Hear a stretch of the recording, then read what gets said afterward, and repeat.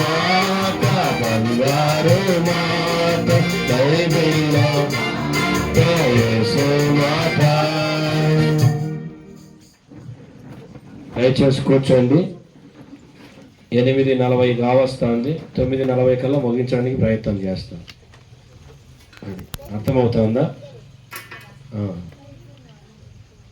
ఏం శ్రీకాంత్, అంతేగా? కనీసం 1 గంటను వాక్యం వినాలిగా, ఉంటుందా?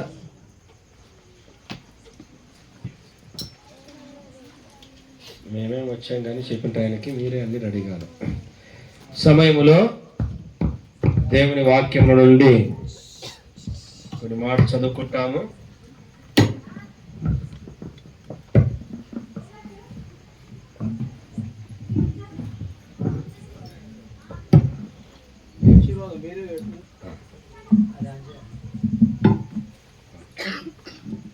బైబిల్ ఎత్తి మనం బైబిల్ పలవి వాడుతూ వచ్చినాం. పఠింప శ్రేష్ఠ గ్రంథం బైబిల్. అలాగే భలే భలే మాట, బంగారు మాట. బంగారు కంటే శ్రేష్టమైనటువంటి మాటలు యేసయ్య మాటలు. కొన్ని నిమిషాలు శ్రద్ధతో వినాలని ప్రభు పేరిట మనం చేస్తున్నాం. ఇలా ఇంతవరకు 20-25 నిమిషాల్లోనే ముగించడానికి ప్రయత్నం చేస్తాం. అర్ధ గంట లోపల మాట్లాడద్దు. దేవుని వాక్యం నుండి ఈ బర్త్డే సందర్భముగా మనం చేరవడానికి ఈ కుటుంబంలో ప్రభు ఇచ్చినటువంటి తరుణంకై ప్రభుకు ఎంతో వందనాలు. సమయంలో దేవుని వాక్యం నుండి కీర్తనలు 91వ కీర్తన 91వ కీర్తన శ్రద్ధతో దయచేసి అందరం కలిసి చదువుదాం. కీర్తనలు 91వ కీర్తన 16వ వచనం. 91:16 వచనం.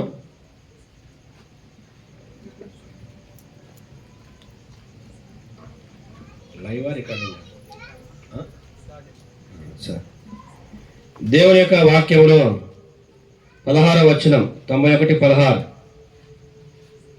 అందరూ చదువుదాం. దీర్ఘాయువు చేత తృప్తిపరచెదను, నా రక్షణ అతనికి చూపించెదను. 65వ కీర్తన 11వ వచనం. 65:11 అందరూ చదువుదాం. సంవత్సరం నీ దయాకిరీటం ధరింపజేసి ఉన్నావు, నీ జాడల సారం ఎదజలుచున్నవి. దేగుల దేవుడు ఈ మాటలు ఆశీర్వదించి దీవించును గాక. ఇక్కడ మనం గమనించినట్లయితే మరి సోదరుడు శ్రీకాంత్, సోదరి శ్రీవిద్య దేవుడు వారిని ప్రేమించి ఇచ్చిన కుమార్తె. ఏం పేరు? Susanna, lily Susanna. మరి మొదటి బర్త్డే సందర్భముగా మనం చేరొచ్చాం. అయితే దేవుని యొక్క వాక్యంలో మనం గమనిస్తే దేవుడు సంవత్సరమును దయాకిరీటముగా ఇచ్చాడు. దేవుడు సంవత్సరమును దయాకిరీటం, ఆయుష ఇవ్వడం ఒక దయ. మరి కిరీటం అనేది సహజంగా మనం గమనిస్తే చాలా గొప్పవారు, రాజులు, రాణులు ధరించేవారుగా చూస్తాం. అయితే దేవుడు మానవుని విషయంలో దయా కిరీటాన్ని ధరింపజేశాడు. ఏంటంటే ఆయుష్నిచ్చాడు. ఆయుష్ని ఇవ్వడం కూడా ఒక దయ అనే మాట మనం చూస్తాం. కాబట్టి ప్రియ సోదరి, ఎందుకు దేవుడు దయా కిరీటముగా దేవుడు మానవునికి ఆయుష్ను ఇస్తా ఉన్నాడు? ఎందుకు దేవుడు భూమి మీద సజీవులుగా కాపాడి మరొక సంవత్సరములు అలాగూ ఇవ్వడం అనేది మనం చూస్తాం. అంటే ఇక్కడ మనం గమనిస్తే దేవుని దయ మానవుని ఎడల ఎంతో అపరిమితమైనది. ఆయన దయ మానవుని ఎడల ఎంతో అపరిమితమైనటువంటిదిగా మనం చూస్తాం. అయితే ప్రియులారా, మరి దేవుడు సంవత్సరము దయాకిరీటముగా అనుగ్రహించడం అంత మాత్రమే కాకుండా మరి ఎందుకొరకు ఇస్తున్నాడనే మాట చూస్తే 91వ కీర్తనలో చివరిలో మనం చదివాం. దీర్ఘాయువు చేత నేను అతనిని తృప్తిపరచెదను, నా రక్షణ అతనికి చూపించదను. దేవుడు మానవుని విషయంలో దీర్ఘాయువు చేత తృప్తిపరచాలని ఉద్దేశం. దీర్ఘాయువు. కాబట్టి దేవుడు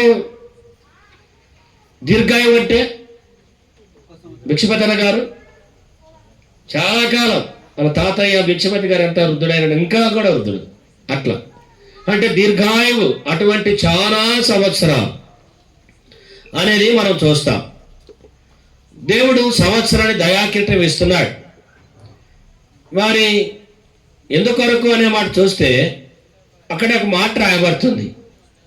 దేవుడు మానవుని విషయంలో గొప్ప రక్షణ అనుగ్రహించాలనేది ఆయన ఉద్దేశం.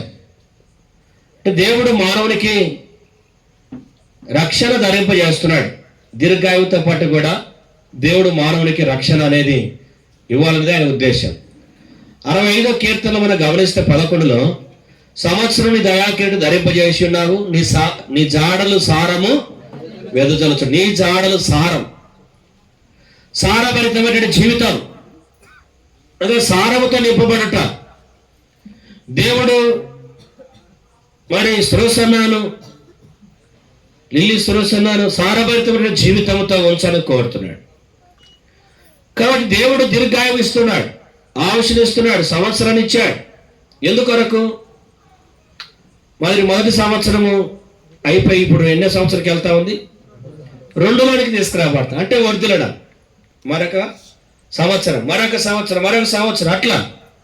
అందుకనే యోహాను భక్తుడు రాస్తూ 3వ పత్రికలో 2వ వచనం, యోహాను పత్రిక 3:2 వచనం, ప్రియుడా నీ ఆత్మ వర్ధిల్లుచున్న ప్రకారం నీవన్ని విషయంలో వర్ధిల్లుచు సౌఖ్యముగా ఉండవల్లని ప్రార్థించుచున్నాము అంటాడు. కాబట్టి ఇక్కడ ప్రియుడ నీ ఆత్మ వర్ధిల్లుచున్న ప్రకారం నువ్వు అన్ని విషయంలో వర్ధిల్లాల. దేవుడు అన్ని విషయంలో వర్ధిలింపజేసేవాడుగా ఉన్నాడు. అందుకనే వయస్సు యందును జ్ఞానమందును అనే మాట మనం చూస్తాం. కాబట్టి ఇక్కడ దేవుడు వయస్సు యందును జ్ఞానమందును వర్ధిలింపజేసేటట్టు దేవుడుగా మనం చూస్తాం. కాబట్టి ఇక్కడ దేవుడు దయాకిరీటముగా ఆయుష్నిచ్చాడు. దీర్ఘాయువు చేత దేవుడు తృప్తిపరచడానికి ఉద్దేశం. అయితే ఇక్కడ ప్రతి మనుషుడు గ్రహించాల్సిన సందర్భం, నీ ఆత్మ వర్ధిల్లుచున్న ప్రకారం నువ్వు అన్ని విషయంలో ఏం కావాలా? వర్ధిల్లను, డెవలప్ కావాలా. మరి ఒకవేళ సంవత్సరము లేదా నెల, 2 నెలలు, 6 నెలలు ఉన్న పిల్లలు తిరిగి సంవత్సరానికి వచ్చేలకల్లా కొంత వెయిట్ కనబడతారు, కొంత ఎత్తు కనబడతారు. అలా కాకుండా మరి పుట్టిన పిల్లవాడు పుట్టినట్టుగానే ఒక సంవత్సరం పిల్లోడు 3 నెలలు 6 నెలలు ఉన్నట్లుగా ఉంటే ఏమనిపిస్తుంది చెప్పండి?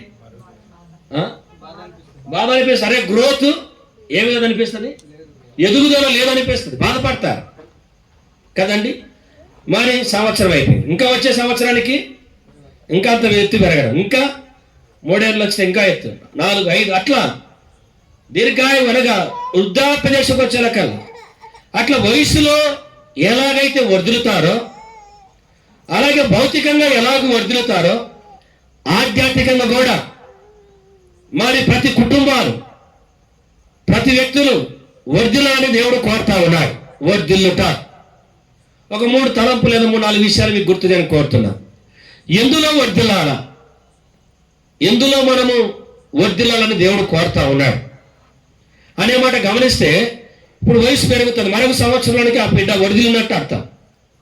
ఆధ్యాత్మికంగా మన జీవితంలో దేవుడు ప్రతి వారి జీవితంలో కోరేది ఏంటంటే, ప్రియుడా నీ ఆత్మ వర్ధిల్లుచున్న ప్రకారం నువ్వు అన్ని విషయంలో వర్ధిల్లాలి.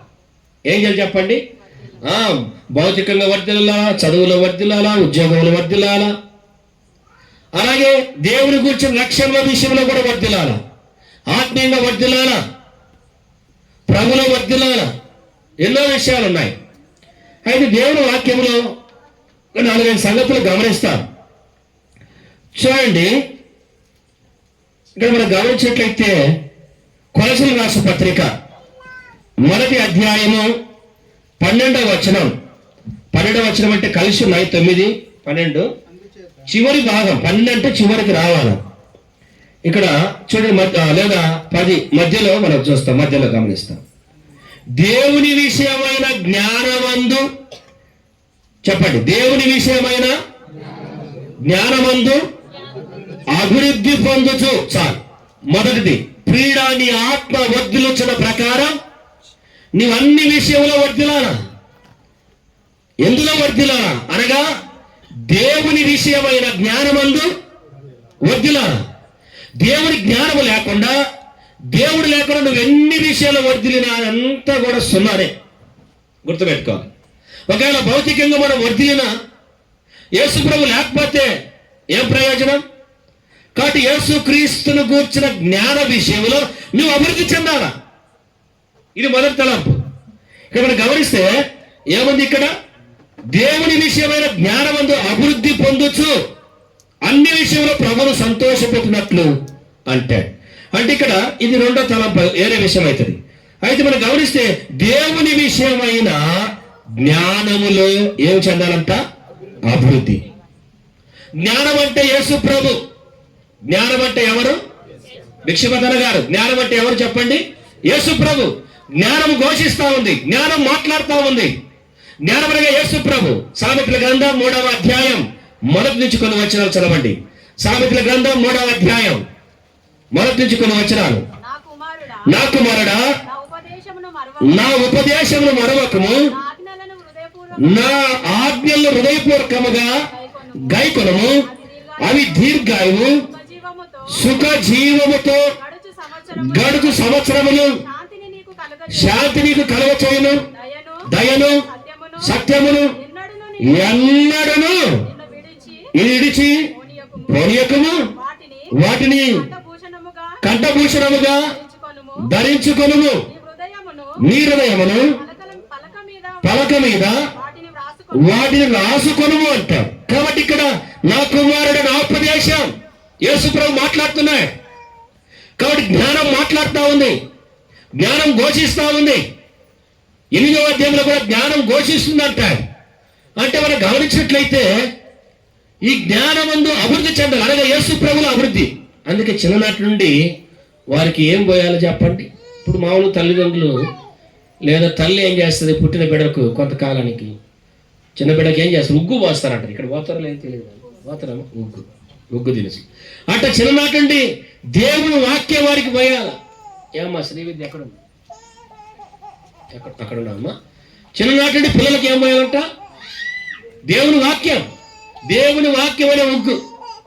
కాబట్టి అందుకంటాడు, బాలుడు నడవలసిన త్రోవ వారికి నేర్పము, వాడు పెద్దవాడినప్పుడు దాని నుండి తొలగిపోడు. చిన్ననాటి నుండే యేసు క్రీస్తు ప్రభు యొక్క జ్ఞానమందు వారు వర్ధిల్లునట్లుగా చేయాలి.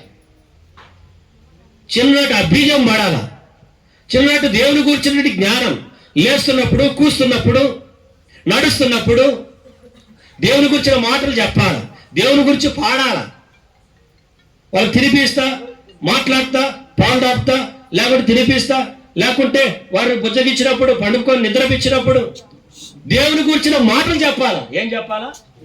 పాటలు, దేవుని మాటలు కదా, లాలించాలి దేవుని గురించిన మాటలు. అందుకే ఇక్కడ ఏమన్నాడు? నా కుమారుడు ఉపదేశం మరొక ఆజ్ఞ హృదయపూర్వకంగా గైకొనుము, అవి దీర్ఘాయువు, సుఖజీవంతో గడుచు సంవత్సరములు, శాంతి నీకు. ఈ మాటలు నీకు శాంతినిస్తాయి. కాబట్టి చిన్ననాటి నుండి యేసు క్రీస్తు ప్రభువును గురించిన మాటలు ఏం చేయాలి చెప్పండి? చెప్పాలి. నాకు గుర్తు వస్తాను, మా అమ్మ నేను చిన్నప్పుడే చిన్న పిల్లని కొన్నప్పుడే వారు దేవుణ్ణి నమ్ముకున్నారు, యేసు ప్రభు నమ్మింది. నాకు ఇప్పుడు గుర్తుంది, ఎప్పుడైనా పడుకున్నప్పుడు మోషే గారి కథ, మోషేను గురించి, యోనాను గురించి, తర్వాత మరి ఏబేలు గురించి, తర్వాత యోసేపు గురించి, దానియేలు గురించి చిన్ననాటు మేము పడుకున్నప్పుడు పక్కలో చెప్పేది. ఆ కథ చెప్తా అంటే అలాగ అట్నే నిద్రపోయేవాళ్ళం. మా అమ్మ చెప్తా ఉంటే. చిన్ననాటి నుండి పిల్లలకు దేవుని గురించి బీజం పడాలి. అవి శాంతినిస్తాయి. శాంతి ఎక్కడుంది? మంచి తిండే, మంచి వస్త్రమా, లేకుంటే మంచి ఆస్తియా, మంచి హోదానా, లేకుంటే మంచి బిల్డింగులా? ఏది కూడా మనుషునికి శాంతిని ఇవ్వలేడు. శాంతినిచ్చేది యేసు ప్రభువే. ఎక్కడుంది శాంతి? ఉదయరాజు ఎక్కడుంది శాంతి? శాంతి సంతోషం సమాధానములు సాదా యేసులో దొరకుం. ఆ చేరు వారికి కోరు వారికి అనుగ్రహింపబడు. ఆ చేరు వారికి కోరు వారికి కాబట్టి శాంతి సంతోషం సమాధానం ఎక్కడ? యేసు ప్రభులో. చేయడం అంటే ఏదో కులములో మతములో కాదు. ఇది ఒక మార్గం. యేసే నేనే మార్గం, నేనే సత్యం, నేనే జీవం అన్నాడు. కాబట్టి యేసు ప్రభు మార్గంలోకి రావాలా, జ్ఞానమైన యేసు ప్రభు దగ్గరికి రావాలా. అప్పుడు ఆ జ్ఞానం ఏం చేస్తుందంటే నీకు శాంతిని కలిగిస్తుంది. ఆ జ్ఞానం ఏం కలిగజేస్తుందంటే నీకు సుఖాన్ని ఇస్తుంది. అందుకే నాకు మాట నా ఉపదేశమును మరొకము నాజ్ఞ హృదయపూర్వకంగా గైకొనుము, అవి దీర్ఘాయువు సుఖజీవముతో గడుచు సంవత్సరమును శాంతి నీకు కలగచేయును. సుఖజీవముతో గడుచు సంవత్సరాలు. దేవుడు శాంతిని మానవుడికి ఇస్తా ఉన్నాడు. సుఖజీవముతో గడుచు సంవత్సరాలు శాంతి. ఎప్పుడు దేవుని యొక్క ఉపదేశం, యేసుక్రీస్తు యొక్క జ్ఞానాన్ని నువ్వు అవలంబిస్తావు. అనగా యేసు ప్రభుని ఎప్పుడైతే హృదయంలోకి ఆహ్వానిస్తావో, యేసయ్యా నేను పాపి, నా పాపాలు క్షమించు, నీ రక్తంతో కడుగు, శుద్ధితే నా జన్మం జీవితం నడవడిక చూపు మాటలు ఆలోచనలు అన్ని కూడా యేసు ప్రభా నేను పాపినయ్యా క్షమించంటే ప్రభు క్షమిస్తాడు. తప్పిపోయిన వాడినయ్యా క్షమించంటే క్షమిస్తాడు. కాబట్టి జ్ఞానమైన దేవుడు నీలోనికి రావాలని కోరుతున్నాడు, నీకు శాంతిని ఇవ్వాలని కోరుతున్నాడు. సుఖజీవముతో గడుచు సంవత్సరాలు. ఏ సంవత్సరాలంట? ఎన్ని సంవత్సరాలు బతికేదని కాదండి, ఎంత నువ్వు నెమ్మదిగా బతికావు. నేను ఇదే ప్రభు దగ్గర అడుగుతాను, ఎంత సంవత్సరాలు మనం ఉన్నాము, ఎన్ని సంవత్సరాలు చేసామని కాదు, ఉన్న దినాల్లో ఎంత కష్టపడుతున్నాం ప్రభు.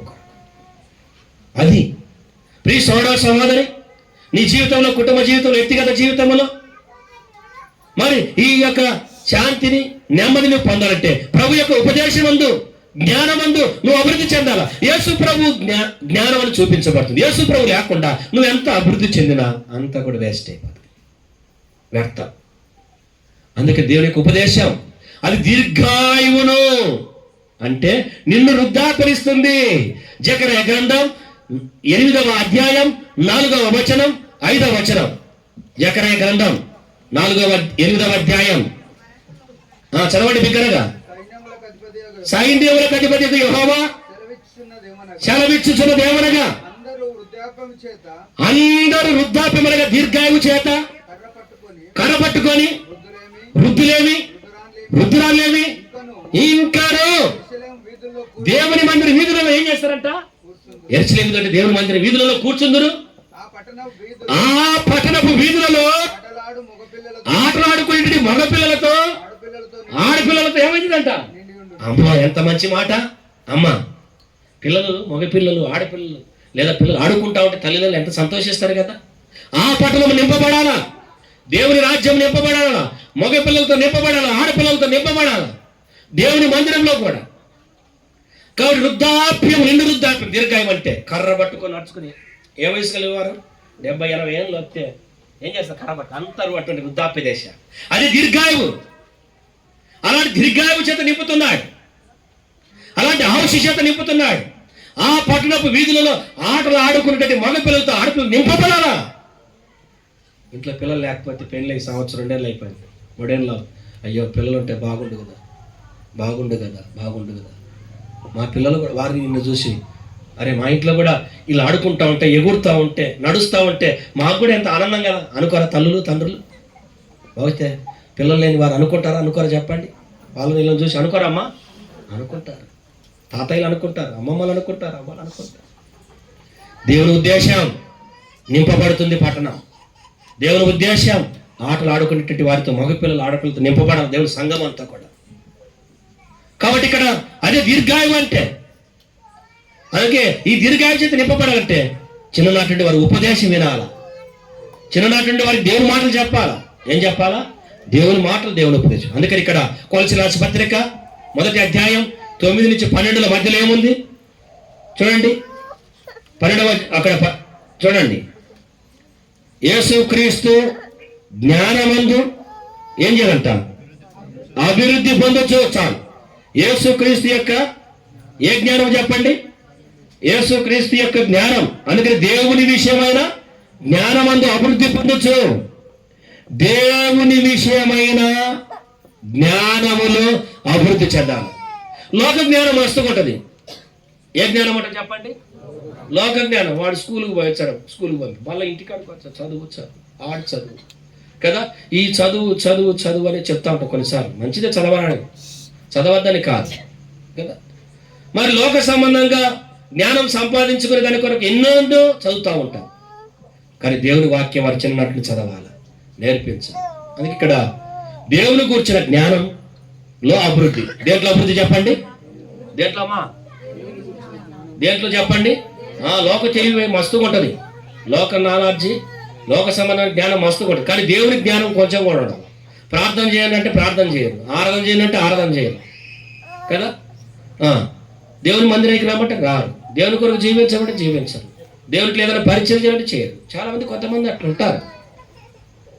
నువ్వు దేవుని గురించిన జ్ఞానం అన్ని విషయాలు వర్తిల్లినట్లుగా చేస్తుంది. కాబట్టి దేవుని జ్ఞానంలో నువ్వు అభివృద్ధి చెందాలి. అనగా యేసుప్రభు నమ్ముకోవాలా, యేసుప్రభుకు జీవించాలా. అప్పుడు శాంతి ఉంటుంది, నెమ్మది ఉంటుంది, సమాధానం ఉంటుంది, సంతోషం ఉంటుంది, ఆనందం ఉంటుంది. రెండో దశలోకి రాష్ట్ర పత్రిక మొదటి దశలోనిక మన్నించండి 3వ అధ్యాయం. తెస్సలోనిక 3వ అధ్యాయం 12వ వచనం. మరియు మన ప్రభు అయిన యేసు తన పరిశుద్ధులందరితో వచ్చినప్పుడు మన తండ్రి అయిన దేవుని ఎదుట మీ హృదయములను పరిశుద్ధ విషయమై అనిందమైనవిగా ఆయన స్థిరపరచటకై మేము ఎలాగూ ప్రేమలో అభివృద్ధి పొందుచు వర్ధిల్లుచున్నామో అలాగే మీరును ఒకరి ఎడల ఒకరు మనుషులందరి ఎడల ప్రేమలో అభివృద్ధి పొంది వద్దినట్టు ప్రభు దయచేయను గాక. రెండోది దేంట్లో అభివృద్ధి చెప్పండి? చెప్పండి. ప్రేమల అభివృద్ధి. దేంట్లో చెప్పండి? ప్రేమల అభివృద్ధి. దేవుని ప్రేమను రుచించాలి. యేసు ప్రభు మనల్ని ప్రేమించాడు. 3వ అధ్యాయం 16 యోహాను సువార్త. దేవుడు లోకమును ఎంతో ప్రేమించాడు. 31 3వ వచనం 20లో శాశ్వతమైన ప్రేమతో ప్రేమించాడు. యోహాను సువార్త 13:1 ప్రకారం ఈ లోకమును ఆయన వెళ్ళవలసిన గడియ ఎరిగిన వాడైంది, లోకములో తన వారిని ప్రేమించాడు. అంతవరకు యేసుప్రభు ప్రేమించాడు. అనగా సిలువ మరణం పొందినట్టుగా ప్రాణం పోతోంది అనంగా కూడా తండ్రి వీరేమి చేయించున్నారు, వీరు ఎరుగ కనుక వీరిని క్షమించయ్యా. అది దేవుని ప్రేమ. ఆయన కొడతానరు, చంపుతానరు, రాళ్ళతో మరి ఆ కొడవలతో కొడతానరు, ఈటులతో ఓడుస్తానరు, ముళ్ళగేట ప్రెస్సింగ్ చేస్తానరు, వదుతానరు. ఆయన మాంసబుద్ధులు అంటే చరిత్రక రాస్తారు, రిబ్బన్ల వల్ల సాగినాయి అంట. యేసుప్రభు రక్తం ప్రవహిస్తా వచ్చిందంట. ఎట్లా? నది వాలే యేసు రక్తము సిలువలో నుండి ప్రవహించే, నది వాలే యేసు రక్తము సిలువలో నుండి ప్రవహించే, పాపము కడిగి మలినాంబు తోడాచే, పాపము కడిగి మలినాంబు తోడాచే, ఆ ప్రశస్త తనే, ఆ ప్రశస్త నది వల్ల ప్రవహించింది. అన్న, అక్క, తమ్ముడే, చెల్లి, యేసుప్రభు రక్తం నీ కొరకే, నా కొరకే, మన పాపముల కొరకే. మనం ఈ లోకం విడిస్తే నిత్య నాశనానికి వెళ్ళకూడదని, నిత్య జీవములో యుగయుగములో ఆయన రాజ్యంలో ఉండాలని నీ కోసం నా కోసమే ప్రాణం పెట్టాడు. చనిపోయాడు, తిరిగి లేచాడు. యేసయ్యా నేను పాపిని, నా పాపాలు క్షమించండి. యేసుప్రభు క్షమిస్తాడు. సూక్ష్మంలో మోక్షం. నువ్వు క్రయం చెల్లించాల్సిన అవసరం లేదు. ఉచితం, రక్షణ ఉచితం. చిన్న ప్రార్థన చేసేసాను. యేసయ్య నేను పాపినయ్యా, నా పాపిని నా కోసం ప్రాణం పెట్టావు, చనిపోయావు, తిరిగి లేచావు, నువ్వే నిజమైన దేవుడు, నువ్వు తప్ప ఎవరొక దేవుడు లేడని బైబిల్ చెప్తోందయ్యా అని ఎవరైతే నమ్ముతారో ఆయన తన రక్తంతో కడుగుతాడు. కాబట్టి ఆయన మనుషుని ప్రేమించాడు. ఆ ప్రేమించిన ప్రభు ఏమన్నాడంటే, ఇక్కడ నేను మిమ్మల్ని ప్రేమించిన ప్రకారం మీరు ఒకరినొకరు ప్రేమించమని చెబుతూ ఇక్కడ ఏం చెప్పాడు? ప్రేమలో అభివృద్ధి పొందాలి. ప్రేమలో అభివృద్ధి అంటే దేవుని ప్రేమ. యేసయ్య ప్రేమ క్షమించేది, యేసయ్య ప్రేమ ఓర్చుకునేది, యేసయ్య ప్రేమ సహించేది కదా. మనం ఏమనుకుంటాం? నన్ను ప్రేమించే వారిని నేను ప్రేమిస్తాను కదా, అంతే కదండి. అంటాడు కూడా.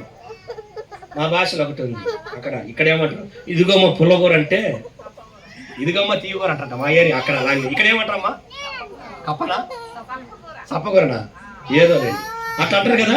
ఇరుగు పొరుగు ఇచ్చుకోవడం పుచ్చుకోవడం చూస్తారు కదా. అట్లా అది కాదు, అందరినీ ప్రేమించాలి. కొంతమంది జీవితంలో ప్రేమ అనేది ఉండదు.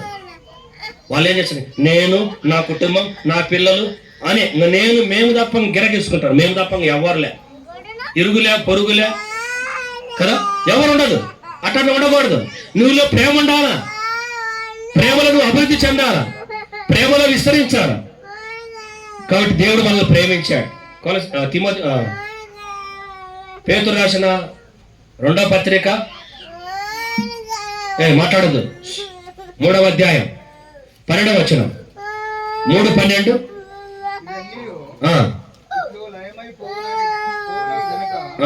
ఆకాశంలో రౌలుకొని లయమైపోనట్టు పంచభూతములు మహావేంద్రంతో కరిగిపోనట్టు దేవుని రాకడ కొరకు కనిపెట్టుకొని దానిని ఆశతో ఆపేక్షించుతూ మీరు పరిశుద్ధమైన ప్రవర్తనతో భక్తితో ఎంతో జాగ్రత్త గలవారై ఉండవలెను. ఆయనను మనం ఆయన వాగ్దానములను బట్టి మన్నించండి. 18వ వచనం 3:18 మన ప్రభు రక్షకుడైన యేసుక్రీస్తు అనుగ్రహించు కృపయందు జ్ఞానమందు అభివృద్ధి పొందడు. ఆయనకు ఇప్పుడు యుగాంతం దినము వరకు మహిమ కలుగును గాక. ఆమేన్. 3వది దేంట్లో అభివృద్ధి చెప్పండి, యేసుక్రీస్తు అనుగ్రహించు దేవుడి కృపలో అభివృద్ధి. దేంట్లో అభివృద్ధి చెప్పండి, దేవుడి కృప. కృప అనేది ఏం చూపిస్తుంటే ఓర్చుకోవడం, సహించుకోవడం. పిల్లలకు సహనం నేర్పియాలి, ఓర్పు నేర్పియాలి. మనలో ఓర్పు ఉండదు. ఓర్పు గొప్ప ద్రోహ కార్యాలు చేయకుండా ఏం చేస్తుందంట, ఆపుతుంది. 1 నిమిషం ఓర్చుకోలే, ఆ 1 నిమిషమే కొంపలని కొల్లేరైపోతాయి. ఏం కోపాలో ఏం తాపాలో. నిజమండి. అయితే దేవుడు కృపగలవాడు, దేవుడు కృపగల దేవుడు. మానవుడలా ఆయన ఎంతో కృప చూపుతున్నాడు. కాబట్టి ఇక్కడ 3వదిగా దేవుని కృప యందు ఏం చేయాలంట, దేంట్లో అభివృద్ధి. కృప అనేది కనికరం చూపిస్తుంది, జాలి చూపిస్తుంది. మనం దేవుని కృప ఉండాలి, కృపలో మనం అభివృద్ధి చెందాలి. ప్రియుడా, నీ ఆత్మ వర్ధిల్చున్న ప్రకారం నువ్వు అన్ని విషయాల్లో వర్ధిల్చు, సౌఖ్యంగా ఉండాలంటాడు. దేంట్లో వర్ధిల్లాలి? మొదటిది యేసుక్రీస్తు ప్రభు యొక్క జ్ఞానమందు. జాన్ దేంట్లో అభివృద్ధి చెప్పండి, దేవుని జ్ఞానములో అభివృద్ధి. అయ్యా నీ జ్ఞానం మాకు దయచి, నీ తెలివి మాకు దయచి, నీ రక్షణ ఆనందం మాలో అనుగ్రహించు. ఈ జ్ఞానం రక్షణ ఇస్తుంది, పాపాలు క్షమిస్తుంది, ప్రభు మార్పులను తీసుకొస్తుంది. 2వది ప్రేమలో అభివృద్ధి. దేవుని ప్రేమ క్షమించేది, దేవుని ప్రేమ మానవుని నిత్య నాశములు తప్పించేది, ప్రాణం పెట్టేందుకు ప్రేమించాడు. అలాంటి ప్రేమ ఉండాలా. కొంతమందిలో ప్రేమ అనేది ఉండదు. కొన్నిసార్లు పిల్లలు చూసి నేర్చుకోవాల్సి వచ్చింది. ఎంత ప్రేమ తెలుసా? చిన్నపిల్లలు చూసినారా, వాళ్ళు తింటా అంటారు అనుకో, 2-3 వచ్చి అనుకో, ఒకడు పోయి వరే నాకు కొంచెం మీరా ఏమంటాడు చెప్పండి, నాకు వాడు ఏదో కొంచెం అటు కుంచిస్తానే ఈ కడుపు ఏమో నిండిపోయినట్టు ఫీల్ అవుతాడు. అంతే వాడు ఇచ్చేది. అది నోట్లో వేసుకుంటాడు, ఎంత హ్యాపీ అయిపోతాడు. అటువంటి ప్రేమ చిన్నపిల్లల లాంటి ప్రేమ. 3వది ఏం చూస్తున్నాం చెప్పండి, దేవుని కృప యందు వర్ధిల్లాలి. ఇంకా బైబిల్లో 1-2 విషయాలు చదివేసి మనం ముగించుకోవడానికి ప్రయత్నం చేస్తాం. రండి, దేవుని యొక్క వాక్యంలో మనం గమనిస్తే ప్రియులారా, మన జీవితాల్లో ఇంకా ఆ విషయాల్లో మనం వృద్ధి చెందాలని ప్రభు కోరుతున్నాడు. రండి, 92వ కీర్తన చివరి వచనము, లేదా 92:13 వచనం. 92:13 వచనం. యెహోవా మందిరములో నాటబడిన వారై వారు మన దేవుని ఆవరణములో వర్ధిల్లుదురు. చివరిగా ముగింపులో మరి ఇక్కడ వర్ధిల్లుల గురించి ఏం చెప్తాడంటే ప్రభు, దేవుని మందిరములు నాటబడిన వారై. ఎక్కడ నాటబడాలంట? దేవుని మందిరములు నాటబడిన వారై వారేం చేయబడతారు? కాబట్టి ఇక్కడ వర్ధిల్లుతారు అంటాడు. వారు మన దేవుని ఆవరణములో వర్ధిల్లుదురు. పిల్లలు పెద్దలు దేవునిలో ఎదగాల, అప్పుడే మీ కుటుంబాలు వర్ధిల్లుతాయి. అప్పుడు మీరు అంతకంతగా అభివృద్ధి చెందుతారు. యెహోవా మందిరంలో నాటబడాలి. ఎక్కడ నాటబడాలంట? యెహోవా మందిరంలో నాటబడేవారుగా ఉండాలి. ఎప్పుడైతే నాటబడేవారుగా ఉంటారో ఏం చేయబడతారు? చూడండి 3వ చరణం 426. ఇదిగో అయ్యా 426 పాటలో 3వ చరణం చూడండి ఏముందో. అక్కడ మనం గమనిస్తే దేవుని యెహోవా మందిరములో నాటబడి ఉండెదరు. యెహోవా మందిరములో నాటబడి ఉండెదరు. సహనముతో నిలచెదరు. కదలాక శిరలై ఉండెదరు. సహనముతో నిలచెదరు. కదలాక శిరలై ఉండెదరు. యేసుని నామమువారు ఆయన రుచిక కృపతో నీతిమంతులయ్యెదరు. యేసుని నామమువారు దేవుని మందిరంలో నాటబడిన వారై ఏం చేయబడతారు? వర్ధిల్లుతారు. నువ్వు దేవునికి దూరంగా ఉంటే, దేవుని మందిరానికి దూరంగా ఉంటే వర్ధిల్లలేవు. కాబట్టి దేవుని నమ్ముకోండి, యేసు ప్రభువుని నమ్ముకోండి. మీ కుటుంబాలు, మీ పిల్లలు వర్ధిల్లుతారు. మన కుటుంబాలు వర్ధిల్లుతాయి. కాబట్టి మరి ఏదో భౌతికంగా వర్ధిల్లడం కాదు, వయస్సులో వర్ధిల్లడం కాదు, చదువులో వర్ధిల్లడం కాదు, ఉద్యోగాలు, ప్రమోషన్లు, ఆస్తి అంతస్తులో వర్ధిల్లడం కాదు. దేవుని గూర్చిన జ్ఞానంలో వర్ధిల్లాలి. యేసు ప్రభు హృదయంలో ఉండాలి. యేసు ప్రభుకు నమ్ముకోవాలి.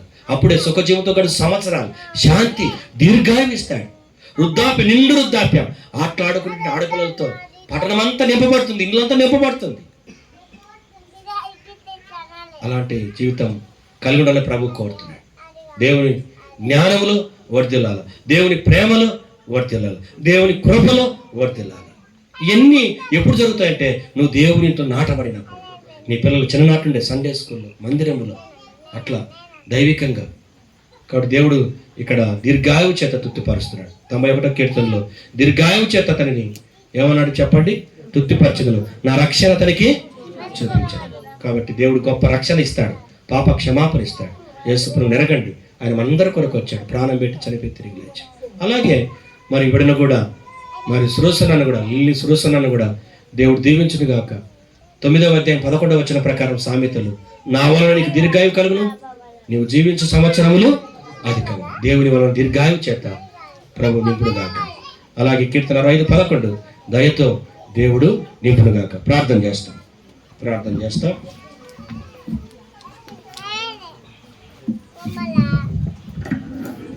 ప్రేమ కలిగిన మా పరలోకపు తండ్రి, కృపా సత్య సంపూర్ణ దేవ, మీ ఘనమైన పరిశుద్ధమైన నామాన్ని బట్టి స్తోత్రాలు.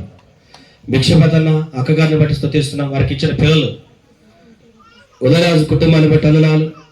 అలాగే ప్రభా శ్రీకాంత్ కుటుంబాన్ని బట్టి స్తోత్రాలు.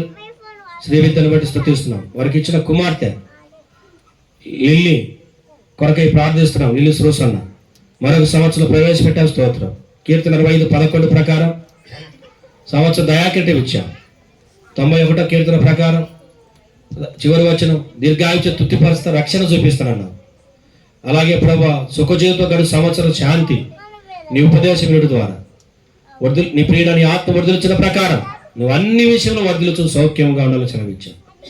కాబట్టి ప్రభా దేవుని గురించిన జ్ఞానములో అభివృద్ధి చెందడానికి, యేసు ప్రభువును నమ్ముకొని ఆయన కొరకు జీవించడానికి, దేవుని ప్రేమలో వర్ధిల్లడానికి, అలాగే దేవుని కృపలో వర్ధిల్లడానికి, ఇవన్నీ జరగాలంటే దేవుని ఇంట్లో నాటపడాలి.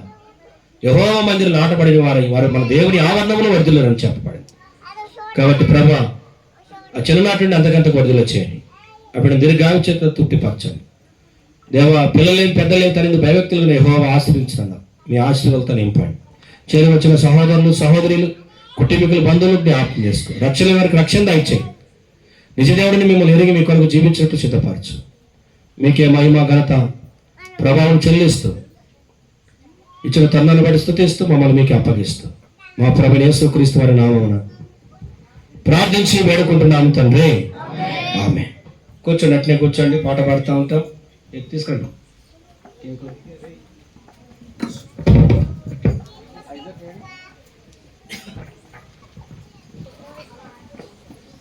అదే పాట పాడదాం. రండి, కేక్ తీసుకొని రండి. షాపులో ఉందా?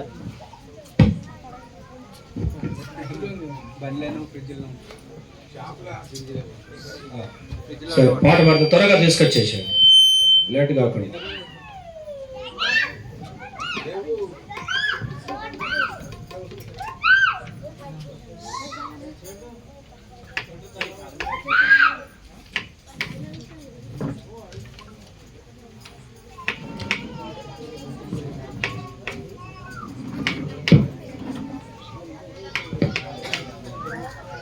మాట్లాడదు ఇదే పాటలో. రండి, దా ప్రసాదం.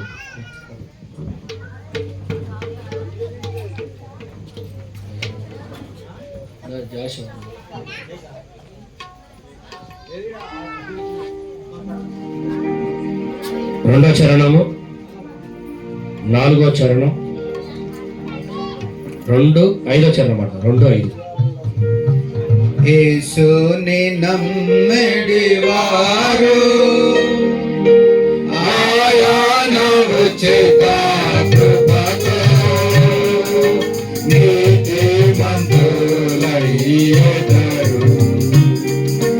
యేసుని నమ్మెడి వారు దేవానులో దేవాదరు చెట్టు దేవానులో దేవాదరు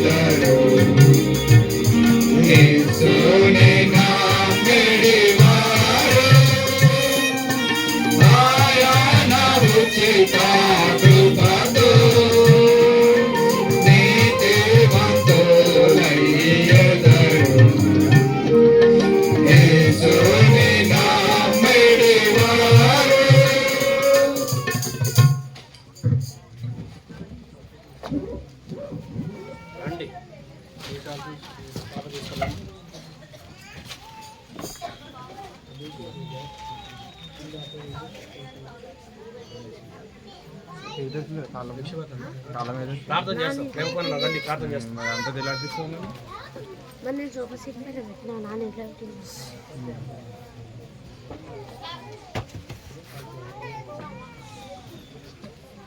ప్రార్థన చేస్తాను, బ్లెస్సింగ్ కూడా ఇచ్చేస్తాం, తర్వాత కేక్ కట్ చేస్తాం. కేక్ కటింగ్ కట్ ముందుకు రండి త్వరగా. ఎక్కడికి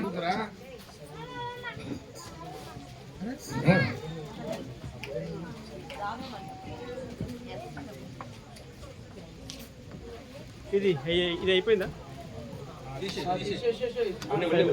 సైడ్లో బ్లెస్సింగ్ అయిపోతాను చేయండి. పరిశుద్ధమైన తండ్రి, నమ్మకమైన రాజా, నీకు మన స్తోత్రాలు చెల్లించుకుంటున్నాం. ఈ సాయంకాల వేళలో ప్రభా నాయన మరి భిక్షపతాన్ని ప్రేమించి నన్ను ప్రేమించి ప్రభా నాయన వాళ్ళకి 2 కుమారులు 1 పాపనిచ్చిన దాన్ని బట్టి నీకు వందనాలు. ప్రభా నాయన చిన్న బాబు కూతురు విషయంలో ప్రార్థిస్తున్నాం. ప్రభా సంవత్సరం అంతా కూడా మీరు కృప చూపించి ప్రభా నాయన మీరు మేలు పొందుతూ వచ్చినారయ్యా. మళ్ళీ ఇంకొక సంవత్సరం కూడా మీరు పొడిగిస్తూ ఉన్నారయ్యా. ప్రభా నాయన ఆ సంవత్సర దీర్ఘకాలం అంతా కూడా ప్రభా నీ సన్నిధిలో ఈ కుటుంబం అంతా కూడా ప్రభా నాయన చెప్పబడ లేఖనాల ప్రకారంగా ప్రభా నాయన జీవించుటకు సాయం దయచేయమని, ముందున్న సమయం అంతా కూడా దీవెనకరంగా ఉంచుతున్నామని, కేక్ కట్ చేస్తుండగా ప్రభా మీరే కృప చూపిస్తున్నామని యేసు నామమున అడిగి ప్రార్థించి వేడుకొంచున్నాం తండ్రి, ఆమేన్. మన తండ్రైన దేవుని ప్రేమ, ఆయన కుమారుడు యేసు క్రీస్తు వారి కృప, పరిశుద్ధ ఆత్మ ఆదరణ సన్నిధి, తోడు, అభివృద్ధి, క్షేమం చేరువచ్చిన మనందరితోనూ, ప్రత్యేకంగా సురేషన్నతో లిల్లీ సురేషన్నతోనూ ఈ కుటుంబంతో దేవుడు సదా తోడయుండి కాపాడును గాక. ఆమేన్.